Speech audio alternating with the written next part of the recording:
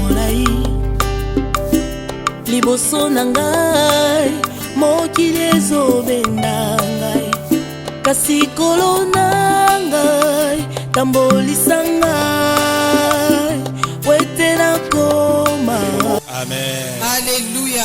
Amen. Est-ce que nous pouvons acclamer pour le Seigneur ce soir? Est-ce que nous pouvons pousser des cris de joie dans la présence de Dieu? Celui qui nous a convoqués en ces lieux est vivant. Le Dieu qui nous a appelés ce soir est l'auteur du changement dans nos vies. Le Dieu qui nous a appelés ce soir savait qu'il avait quelque chose à te donner. Raison pour laquelle il t'a gardé en vie. C'est la raison pour laquelle il t'a gardé en bonne santé. Le Seigneur n'a pas permis que tes ennemis portent sur toi. Le Seigneur n'a pas permis que la mort puisse dominer sur toi. Le Seigneur n'a pas permis que la maladie te terrasse. Mais le Seigneur t'a donné la force ce soir. C'est pour ça que nous acclamons pour lui.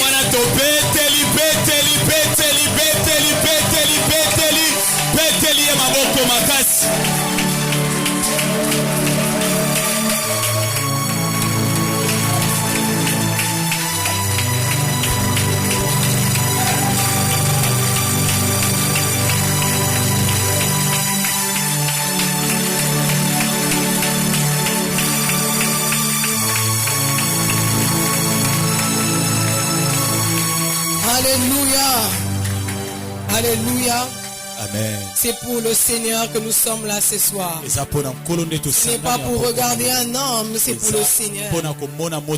Et puisque nous nous attendons à lui, il ne manquera pas de nous faire du bien. J'aimerais d'entrée de jeu dire merci au pasteur. Papa, merci pour la marque de confiance. Merci pour ce privilège que je reçois de la part du Seigneur à travers de vous pour apporter la parole. Merci beaucoup pour cette grande confiance. Merci. Merci à tout le collège pastoral. Maman, merci. Merci à tous les pasteurs qui travaillent avec notre papa. Merci également au peuple de Dieu que vous êtes. J'aimerais aussi dire merci à l'homme de Dieu Samuel, le canal par lequel je me retrouve ce soir en ces lieux. Que Dieu vous fasse du bien, homme de Dieu. J'aimerais aussi honorer mon père qui m'a donné la permission d'être là ce soir. Je dis merci à Dieu pour lui.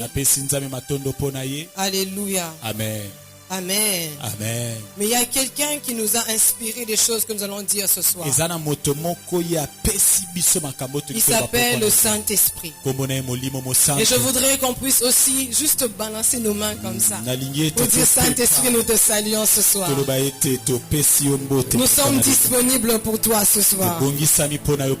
Alléluia. Amen. Est-ce que je suis dans Roua? Je me pose la question de savoir si je suis dans Roua. Est-ce qu'il y a des hommes ici qui peuvent témoigner que nous sommes en plein Roua? Est-ce qu'il y a des personnes qui sont insaisissables en ces lieux, qui peuvent témoigner que nous sommes en plein Roua? Parce que Roua veut dire souffle. Or le souffle, on ne peut pas le saisir. Le souffle, on ne peut pas le maîtriser. Le souffle, on ne peut pas les dompter. J'aimerais m'adresser à la génération de personnes que le diable ne peut pas dompter. J'aimerais m'adresser à la génération de personnes que le monde ne peut pas vaincre. J'aimerais m'adresser ce soir. Je suis en train de chercher un roi ce soir. Je cherche un roi. Je cherche quelqu'un que le monde ne peut pas dominer. Est-ce que cette personne est là? Ah, Moutango, le monde est Azoyana, Azoyana, Azoya. Ah, c'est vrai, Akomi. Alléluia. Amen. Est-ce que nous pouvons ouvrir nos Bibles dans Ézéchiel 37?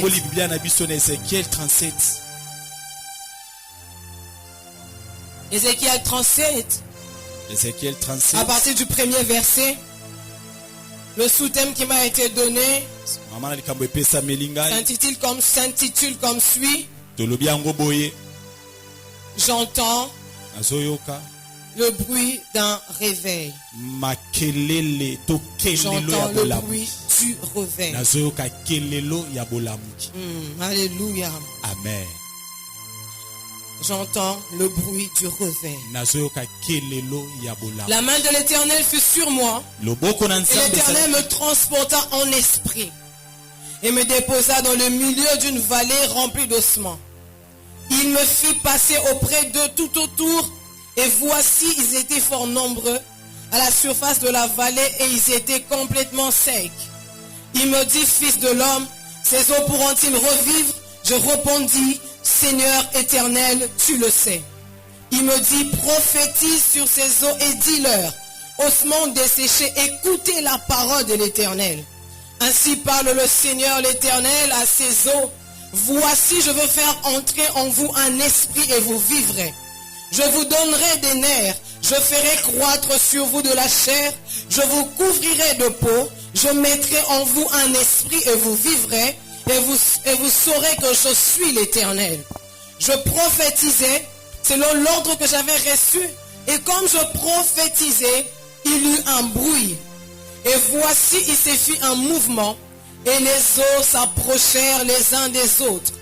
Je regardais, et voici, il leur vint des nerfs, la chair crue, et la peau les couvrit par-dessus, mais il n'y avait point en eux d'esprit.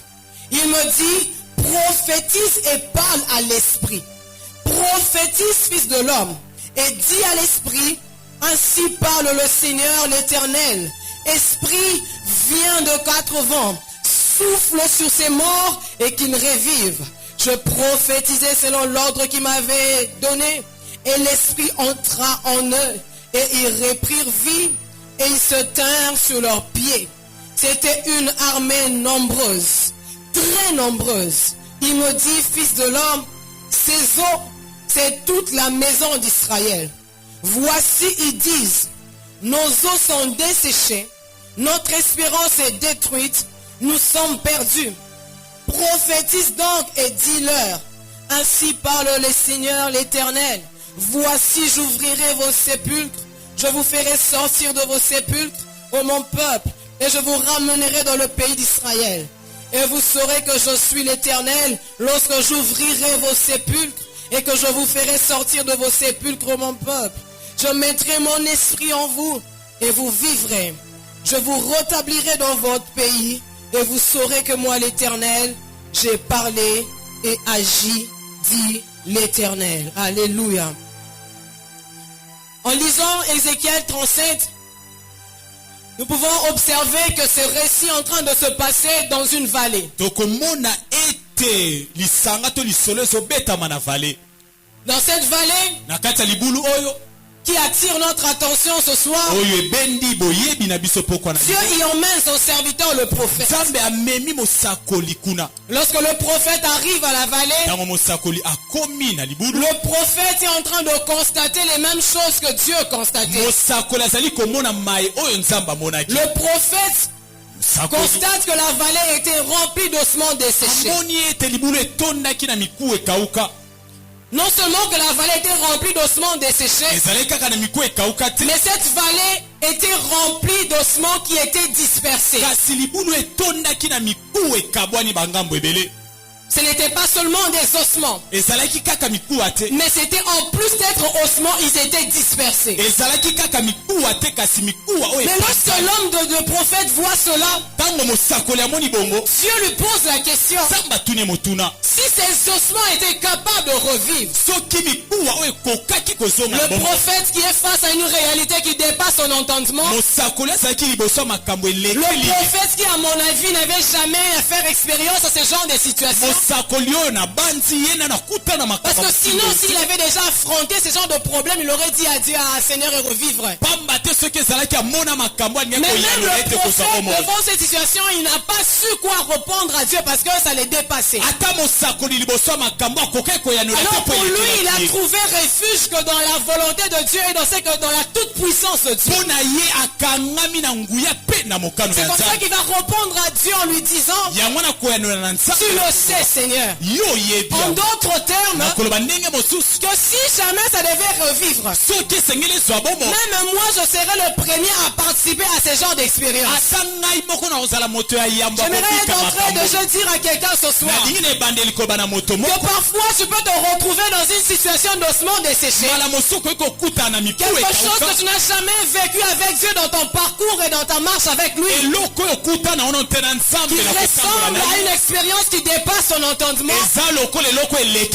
Si ça dépasse son entendement, cela ne dépasse pas l'entendement de Dieu. Si toi tu manques d'explication, cela n'empêche pas à Dieu de donner une explication correcte à cela. Le prophète a manqué de réponse, mais Dieu n'a pas manqué de réponse à donner au prophète par rapport à cette situation. Ce soir je veux dire à quelqu'un que le Dieu que tu sers est un Dieu d'expérience. Pas seulement l'expérience que tu as connue, mais même les expériences que tu n'as pas encore connues. Alléluia. Amen. Mais maintenant je voudrais nous définir quelques concepts que j'ai relevés dans ce texte. Nous sommes dans une vallée. Mais c'est quoi une vallée? Quand on parle de vallée, qu'est-ce qu'on doit comprendre et entendre? Qu'est-ce qu'on doit s'imaginer? La vallée, pour les personnes qui écrivent, c'est un espace allongé entre deux zones plus élevées ou espaces situés de part et d'autre du lit d'un cours d'eau.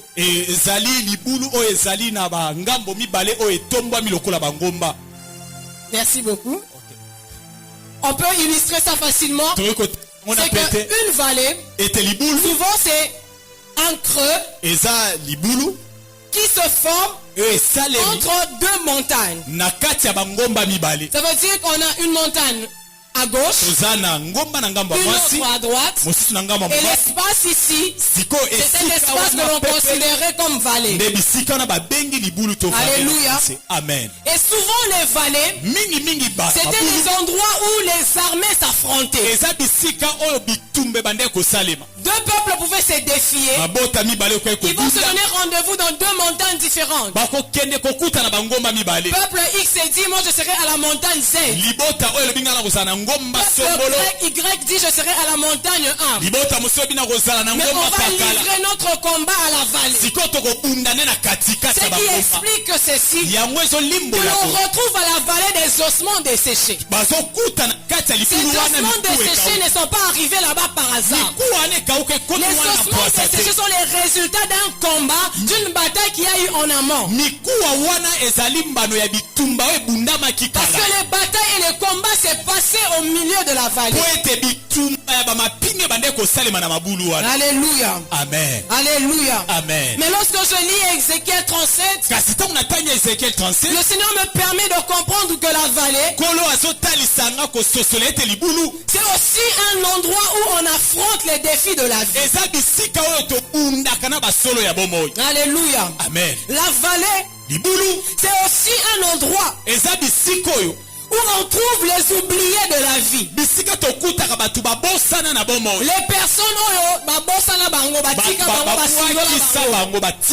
dans la vallée, on trouve aussi les personnes dont leur histoire a pris fin. Lorsque vous lisez le psaume 23, David est en train de nous révéler la vallée comme étant un lieu où on rencontre la mort, l'ombre de la mort. Il nous dit que la vallée, c'est aussi un endroit où tu peux rencontrer le malheur. La vallée, c'est aussi un endroit où les choses mauvaises ou les réalités tristes peuvent te toucher. En lisant ma Bible, je viens de me rendre compte que à la vallée, ces personnes, avant de devenir des ossements, c'était des gens qui avaient des rêves. Avant qu'ils ne deviennent des os, c'était des gens qui étaient des vaillants. Avant qu'ils ne deviennent des os, C'était des gens qui étaient pleins de vie et de rêves. C'était des gens qui s'attendaient à un avenir. C'était des gens qui étaient zélés. À la vallée, ces personnes, avant qu'elles deviennent ossements, ces personnes avaient certainement eu à remporter des victoires avant. Mais malheureusement, ils se retrouvent dans un endroit où ils sont vaincus. La vallée, c'est un peu comme un domaine où les héros deviennent des héros. La vallée, c'est un peu comme un milieu où on oublie les exploits que vous avez eu à accomplir hier. La vallée, c'est un peu comme un endroit où où lorsque les gens vous regardent, ils conjuguent votre vie au passé. Ils disent quand il était encore loin, quand il chantait encore, la gloire descendait. Quand il priait encore, le ciel s'ouvrait. Lorsque tu es dans la vallée, on parle de toi, mais on parle de toi dans le passé. Lorsque tu es dans la vallée, on parle de toi, mais on ne compte plus sur toi. Parce que ceux qui étaient sur la vallée, ceux qui étaient dans la vallée, pardon, c'était des personnes sur qui on ne pouvait plus compter. C'était des personnes sur qui on ne pouvait plus rien attendre. Ce qui se passe dans cette histoire d'Ézéchiel 37, m'amène à comprendre que c'est ce que plusieurs personnes connaissent et traversent. Il y a des gens parmi nous ce soir qui sont passés par la vallée des ossements desséchés. Les gens au milieu de nous ce soir, quand on conjugue leur histoire au passé, parce que tout simplement, cette personne a été vaincue dans la vie d'une façon ou d'une autre. Parce que cette personne qui avait les visions, qui avait les rêves, mais dans la vallée, les visions deviennent des illusions. Lorsqu'on est dans la vallée, on ne peut plus poursuivre aucun rêve. Lorsqu'on est dans la vallée, on ne peut plus rien projeter. Lorsqu'on est dans la vallée, l'avenir devient un souvenir. Lorsqu'on est dans la vallée, on n'a plus d'espoir, on n'a plus d'espérance. Oui, lorsqu'on est dans la vallée, on n'a personne sur qui s'appuyer.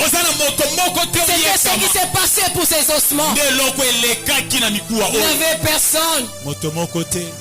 Du reste, si ce n'était Dieu, même le prophète n'allait même pas constater qu'ils étaient là.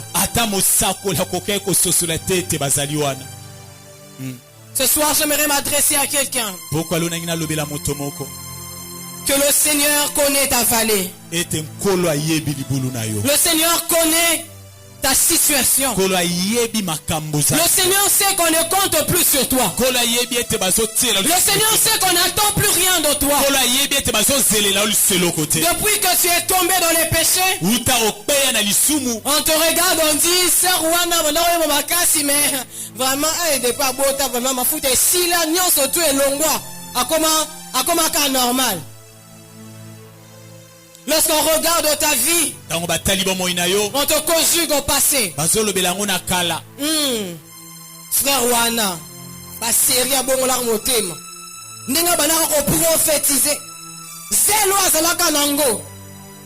les combats de la vie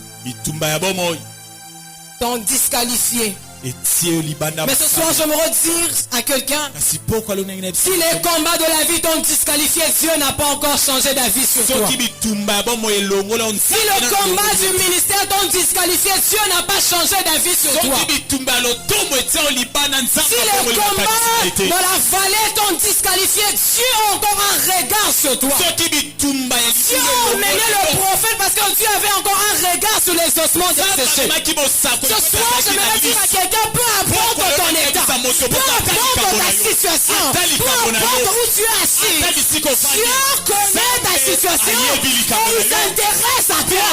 Il envoie sa parole ce soir pour te dire qu'il n'a pas fini avec toi.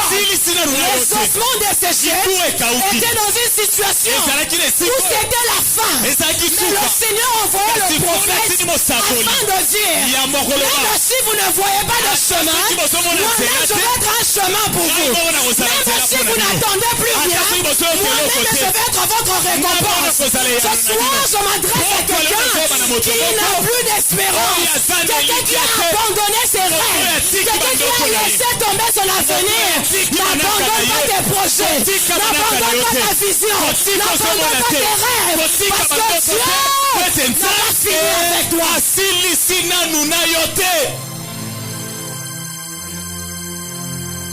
Dans la vallée, tes hommes ont été mis KO. Mais c'est la même vallée que Dieu a choisi de les faire OK.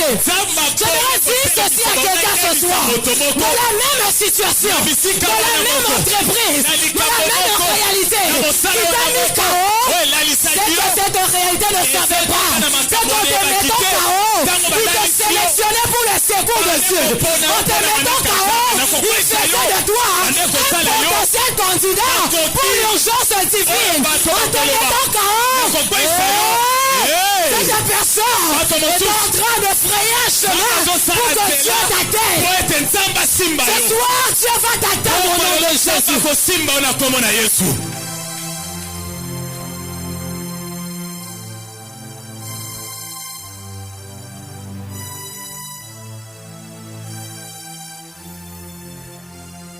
Dieu ne laissera pas les ossements desséchés dans cet état. Vous savez, si Dieu vient quelque part, il regarde ta vie. Dieu n'est pas un spectateur. Dieu ne vient jamais dans nos vies pour constater et puis partir. Dieu ne vient jamais dans nos vies comme les membres du gouvernement. Ils arrivent dans un quartier, tout le monde il place et ça rebukana, babanzo ça va préviser belé bana bakenda. Lorsque Dieu arrive quelque part, il constate que ça ne va pas. Dieu ne te laissera pas dans le ça ne va pas. Il va toucher ta vie. Avant que tu sortes dans le ça ne va pas et que tu entres dans le ça va. Il a remarqué que les ossements étaient secs. Si ça te dépasse, ça ne dépasse pas Dieu. Si ça te dépasse, ça ne dépasse pas Dieu. Si tu n'arrives pas à contrôler cela, Dieu est capable de le contrôler. Si tu n'arrives pas à maîtriser ce problème, Dieu est capable de le maîtriser. Si tu n'arrives pas à le résoudre, Dieu est capable de résoudre les problèmes de ta vie. Et ce soir, nous sommes venus pour le Dieu qui est capable d'emmener veille dans nos vies. Alléluia. Amen. Alléluia. Amen. Lorsque Dieu veut visiter un peuple, lorsque Dieu veut visiter quelqu'un, il fait deux choses. Et c'est ce que Ézéchiel 37 nous enseigne. C'est que la première des choses qu'il fait, c'est qu'il a pris le prophète. Il a envoyé le prophète dans la vallée. Si vous lisez Exode 3, 7-10, Dieu est en train de dire à Moïse, j'ai vu la souffrance que Pharaon fait subir à mon peuple. J'ai entendu leur cri. Voici, je descends pour les délivrer. Mais lorsque je lis ma Bible, au lieu de voir le Dieu avec la robe blanche qui est en train de traîner, au lieu de voir un Dieu avec beaucoup de barbe, au lieu de voir un Dieu comme Apocalypse nous décrit, la personne que moi je vois c'est Moïse. Tandis que Dieu avait dit que je descends. J'aimerais dire ceci à quelqu'un. Lorsque Dieu veut changer ta situation, il commence par t'envoyer des hommes. Il t'envoie des personnes. Il t'envoie un Moïse. Il t'envoie un représentant. Il t'envoie l'homme de Dieu. Il t'envoie un contact. Il t'envoie une relation. Il t'envoie un homme pour te faire changer de saison. Et pour les ossements desséchés, Dieu avait envoyé le prophète. Ce soir, je dis à quelqu'un que Dieu a envoyé quelqu'un ce soir. Je vais dire à quelqu'un que Dieu... Alléluia. Amen. Alléluia.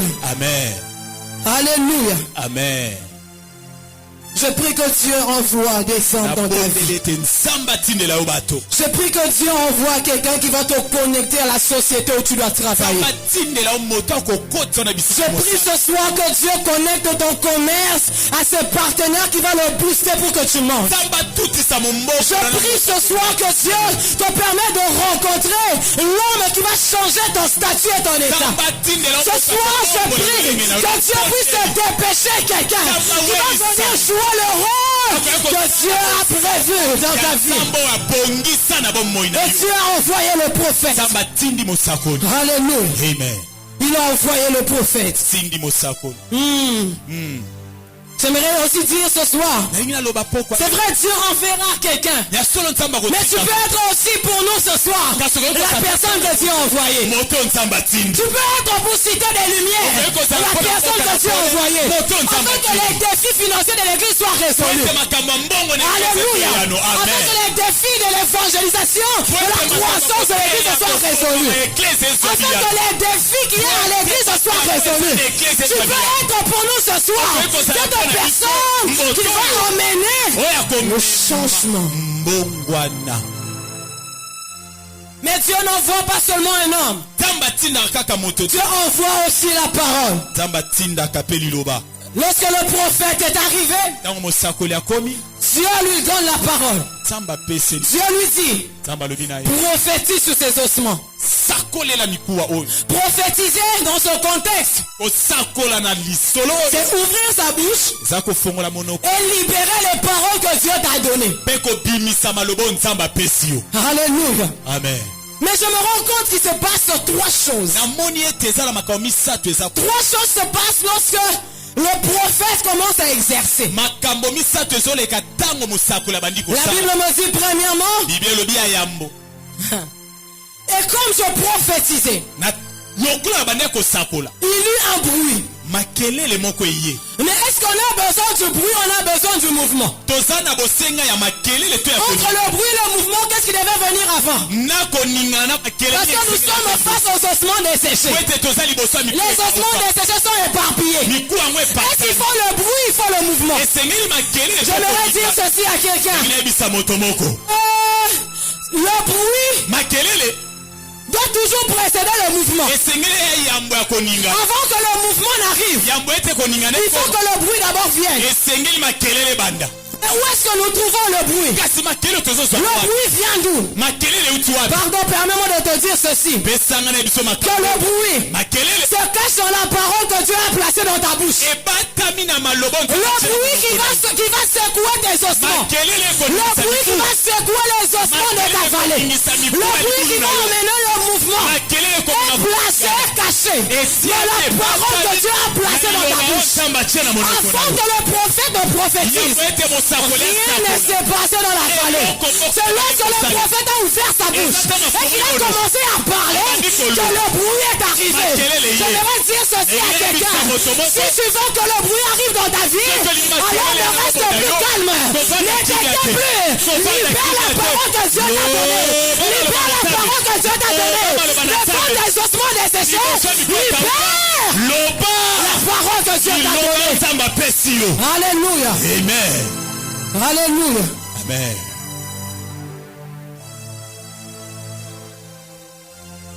Pourquoi le bruit? Parce que dans la vallée, il y avait une atmosphère de silence. On connaissait la routine de la vallée. La routine de la vallée ressemble un peu au cimetière. Si vous allez dans un cimetière, vous n'allez pas entendre de bruit. Parce qu'il n'y a que des tombes. Même les visions ne parlent pas parce que bon, les personnes qui avaient des visions aussi sont silencieuses. Dieu donne le bruit pour casser la routine. Amen. Dieu commence avec le bruit pour faire entrer ta vie dans un autre cycle. On est habitué à ce que tout soit silencieux dans ta vie. On est habitué à ce qu'il n'y ait aucune nouvelle dans ta vie. habitué au fait que rien ne se passe dans ta vie.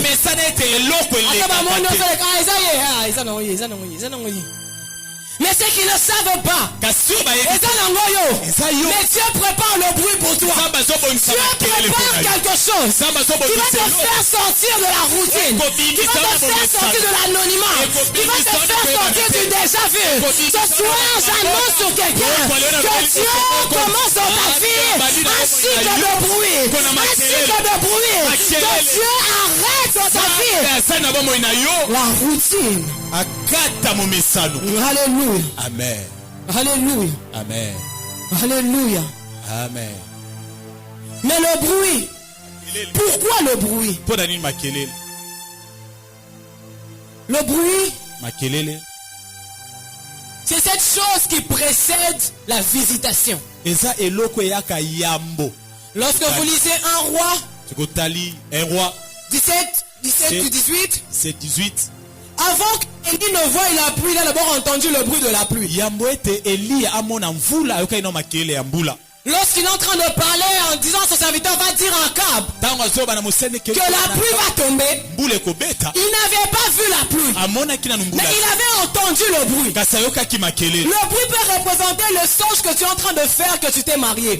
Tu n'es pas encore marié, mais Dieu a déjà commencé à faire un bruit. Avant qu'on sache qu'il va pleuvoir, on voit les tonnerres, on voit les éclairs, on voit comment le ciel s'obscurcit. Tout cela, ce sont des signaux annonçateurs que la pluie va tomber. Et le bruit est un signe annonçateur que la visitation est en train d'arriver. C'est comme ça que quand tu dors, tu fais un songe que tu as trouvé du travail. C'est un bruit. Parce que ton travail est en train de venir.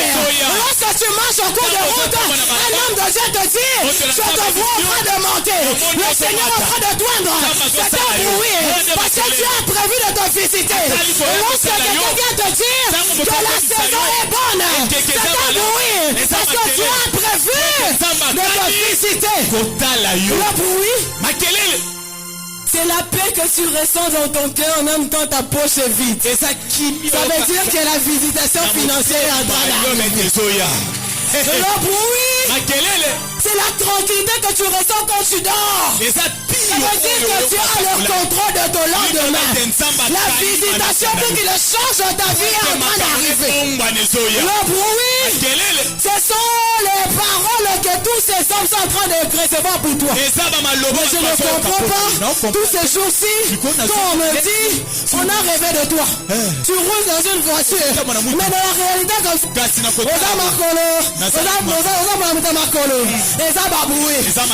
la visitation voiture na yo ekoli pembeni elingi koloba eza babongisi achange régime na yo alingi alongo na makolo akosela mutuka.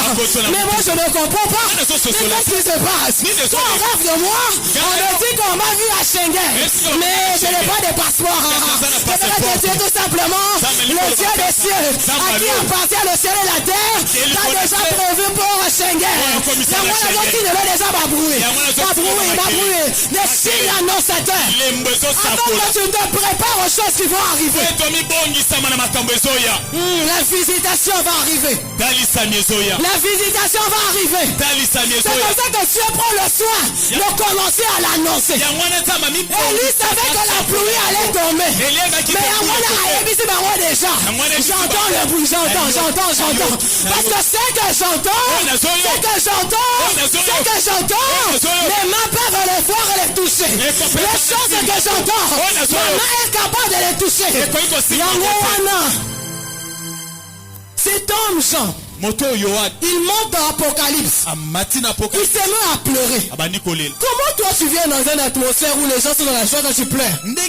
C'est parce qu'il n'avait pas encore entendu que ne pleure pas. Voici l'agneau de Dieu. Lorsque tu n'as pas encore entendu, tu vas pleurer. Lorsque tu n'as pas encore entendu, tu vas te lamenter. Lorsque tu n'as pas encore entendu, tu vas prendre les mauvaises décisions. Lorsque tu n'as pas encore entendu,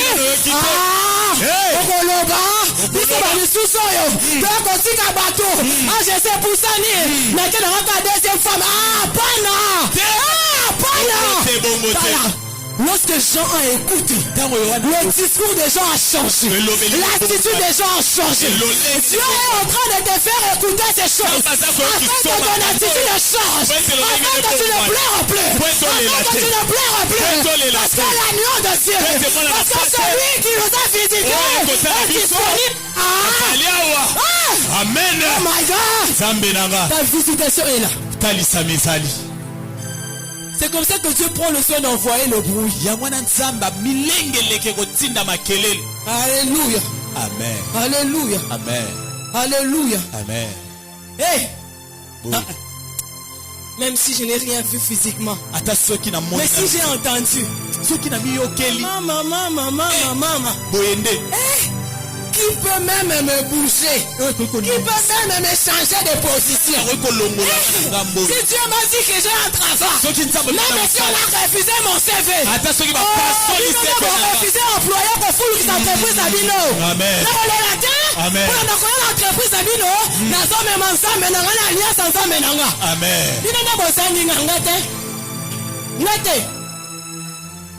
Le frère qui t'a dit, oh ma soeur, toi là vraiment je te vois, tu ne corresponds pas. Oh, tu es la fille de Dieu. Jésus a payé de son sang pour toi. Il est même à perdre. Amen. À perdre ma casse. Oh. Faut faire attention aux personnes qui écoutent. Hein. Quand Jean a écouté, les larmes n'ont plus coulé de ses yeux. Ne permets plus aux larmes de couler de tes yeux. Parce que tu es en train d'écouter un bruit.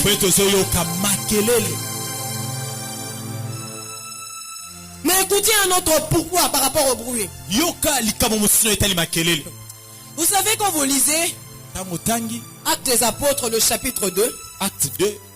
Il y avait deux sortes de bruit. Il y avait un bruit parce que c'était la Pentecôte. Les gens étaient venus de partout. Ils étaient en train de fêter. Et là où on fête, c'est normal qu'il y ait du bruit. Pourquoi? Parce qu'il y a la musique. Il y a le son et tout ça et tout. Les gens marchent, les gens parlent et tout. Et puis voilà, et donc Makele est avec ma casse. Amen. Mais maintenant les disciples, eux, ils étaient dans la chambre haute. Et Siko Bazalaki, na place faite bandaki ko salama. Si la Pentecôte, l'esprit était descendu sans produire aucun mouvement, on n'aurait jamais su qu'ils avaient été visités. Lorsque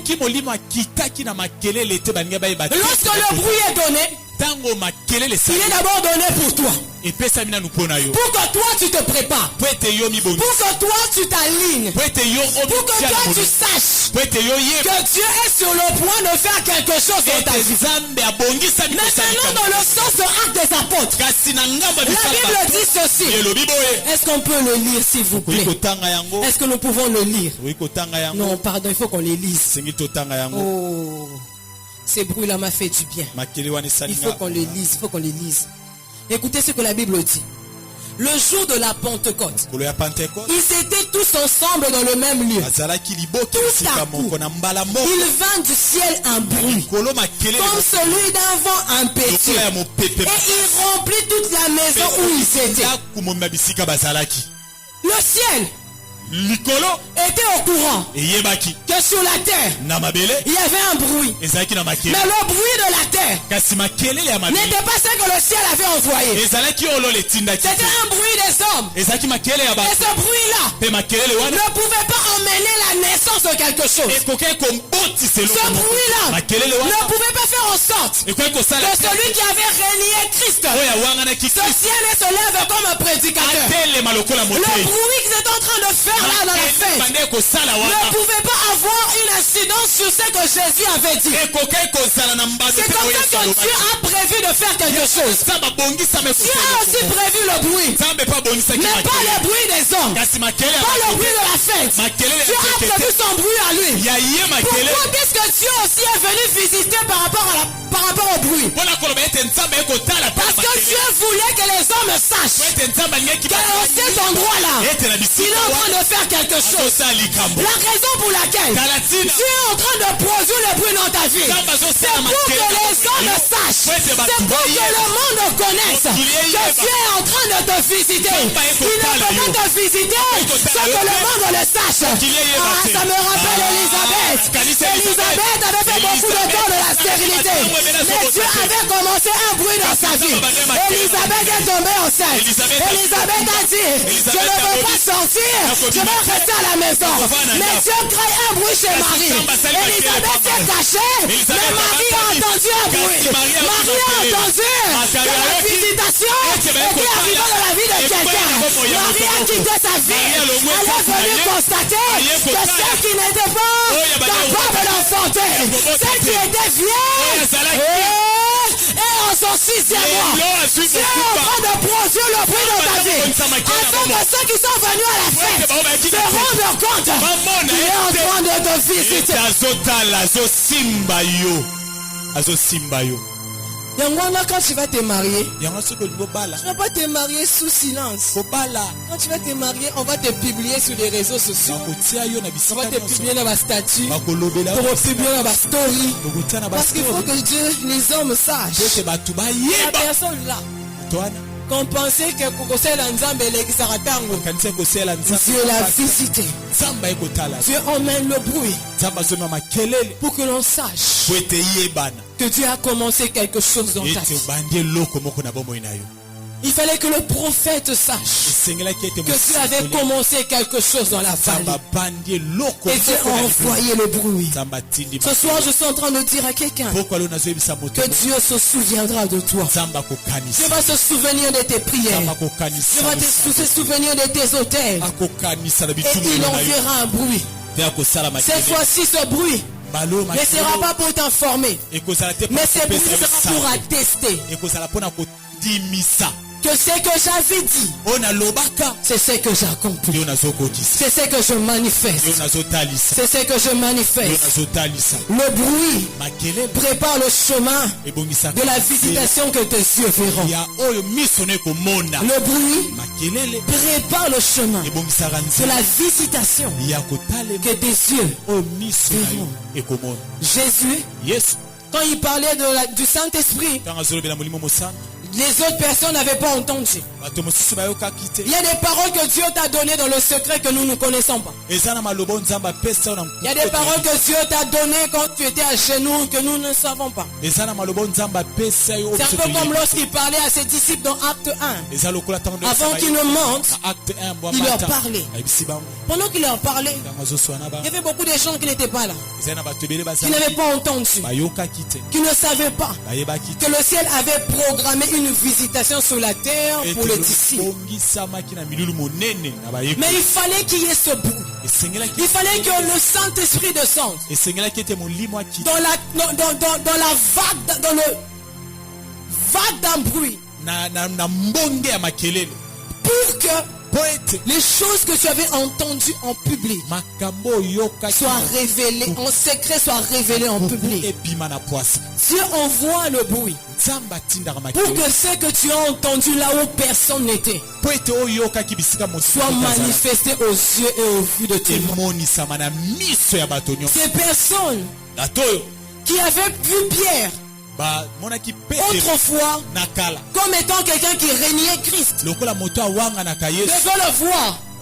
Mais cette fois-là, non plus comme quelqu'un qui règne, mais comme quelqu'un qui fait gagner le royaume. Dieu envoie le bruit afin que les hommes qui avaient vu comment hier ta vie était terrassée voient comment Dieu te relève, voient comment Dieu te restaure, qui voient comment Dieu ferait des chemins pour toi. Et ce soir nous voulons prier. Nous voulons prier. Nous voulons prier parce que la parole qui va créer le bruit se trouve dans ta bouche. Mais parole rose que ça parole nini. À ta parole parole là. Parole est le bas qu'il n'y aura pas de stériles ni de femmes qui avortent dans ma maison. Et ça parole. Amen. Et ça parole où on créer bruit enfantement. Quelle parole encore? La parole là que tu as écrite dans ton agenda. C'est ça la parole. Par rapport à la situation de ta vallée d'ossement. C'est ça la parole que tu vas utiliser. C'est la parole que tu vas, avec laquelle tu vas travailler afin que le bruit commence. Est-ce que quelqu'un peut se lever avec moi dans la présence de Dieu?